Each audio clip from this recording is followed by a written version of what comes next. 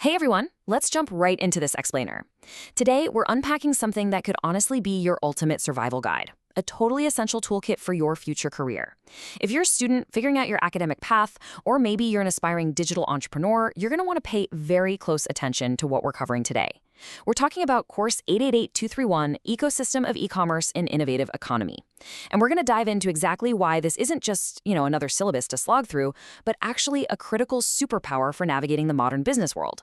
Picture this. You've got this absolutely brilliant concept for a startup. Maybe it's a game-changing app, a seamless new drop-shipping model, or some crazy AI-driven service.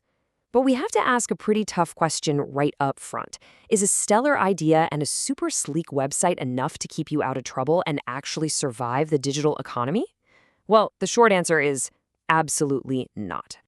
So let's kick things off with part one, the digital business illusion. We're going to start by looking at what I like to call the trap of the digital illusion. This is really the whole reason Course 88231 was built in the first place, and it highlights this wild contrast we live in today. On one side, you're sold this amazing dream. Set up an online store, reach a global audience, start taking payments in literally minutes. It has never been easier to launch a borderless business. But here's the catch. That ease of entry, it's perfectly matched by an incredibly high and often totally invisible risk of legal exposure. You're instantly dealing with global legal liabilities and massive regulatory friction, whether you realize it or not. Here's the rub. Our traditional legal concepts were originally built for physical trade. They were made for moving actual crates of goods on ships and signing pieces of paper. Today, those exact same legal systems are really struggling to adapt to things like intangible assets, algorithmic decision-making, and instant global transactions. The source material for this course points out how constant innovation is just crashing into these old legal structures. And sure, that creates amazing opportunities to build value, but it also creates these critical points of regulatory friction that can literally destroy a business overnight. Which brings us right to part two, a global legal minefield. Let's look at how incredibly fast these outdated laws can turn the tech landscape into a pretty dangerous place if you aren't prepared.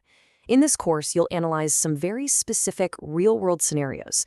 Say you're using AI to generate content, or drones for last-mile delivery, or crypto for smart contracts. Listen, nobody wants their cutting-edge drone startup completely grounded just because they missed some obscure cross-border customs regulation. And you definitely don't want your new AI platform sued out of existence for copyright infringement, or your crypto project shut down by new central bank digital currency regulations. These are the massive threats lurking out there in the minefield. And Course 888231 spends a lot of time breaking down these exact global frameworks. We're talking about international trade standards, like how e-signatures actually work under the UN CITRL model law. We're tackling international tax policies, figuring out stuff like digital services taxes in the OECD BEPS standards. Then, of course, you've got massive data privacy hurdles. Think Europe's GDPR or local PDPA laws, not to mention the whole world of cybercrime and cross-border data transfers. Basically, if you aren't familiar with this alphabet soup of global frameworks, you are walking into the digital market completely blind. So, what actually is the ecosystem of e-commerce? The course defines it as an environment where successful participation demands not just technical or business acumen, but a highly sophisticated understanding of intertwined legal obligations across multiple jurisdictions. Let me say that again because it's super important.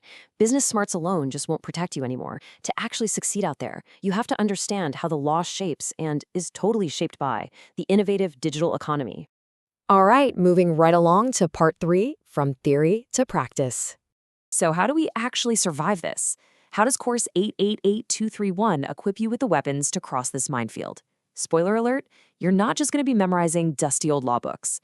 The curriculum is about 45 lecture hours across 28 chapters, and it's built around Bloom's taxonomy. It moves you really fast through three key steps. First, understanding the ecosystem, the platforms, the regulators. Second, analyzing the legal implications of what you want to do. And third, actually applying that knowledge to initiate operations while actively mitigating all those crazy risks we just talked about. And the way you apply this knowledge, it's incredibly engaging. Instead of just sitting there listening to lectures, you are diving into an active learning sandbox. You'll actually be drafting regulatory sandbox proposals. You're going to do IP strategy simulations and play tax compliance games. You even get to do mock trials and a final capstone legal stress test. Through all these dynamic exercises, you get to take your actual digital venture concepts and stress test them in a safe, simulated environment before you risk a single dollar in the real world. Oh, and here's a detail I really love. The course actually states that using AI tools as a student is permitted and even encouraged, as long as you're transparent about it. I mean, how cool is that? It perfectly reflects the course's focus on modern, ethical digital practices. You're literally learning to use the tools of the modern economy to understand the rules of the modern economy. Let's wrap things up with part 4, your entrepreneurial superpower. So why does mastering this material give you such an unfair advantage when you graduate? Well, Course 888231 strategically builds on foundational business law, classes you've probably already taken, like 176220. But it takes that foundation and totally shifts it from conceptual theory to highly practical applied analysis for digital businesses. It gears you up for advanced IP strategy and is pretty much essential if you ever want to create your own digital venture. It bridges that massive gap between just knowing what a law is and knowing how to actively use it to protect your startup. Seriously, jot this number down, 888231, because this isn't just another prerequisite to check off. It is the ultimate roadmap you need to navigate the wild complexities of international trade, logistics, and digital taxation.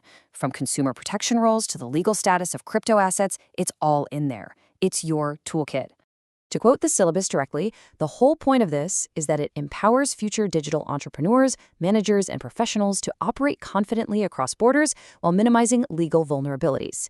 At the end of the day, this course is what empowers you to take your brilliant ideas and turn them into a sustainable, compliant, and legally bulletproof empire. So, the final question you have to ask yourself as you're mapping out your studies and your future career is this. Are you going to be the entrepreneur who builds a massive digital empire or the one who loses it all over a silly compliance error? Armed with what you learn in Course 8823-1, you actually get to decide.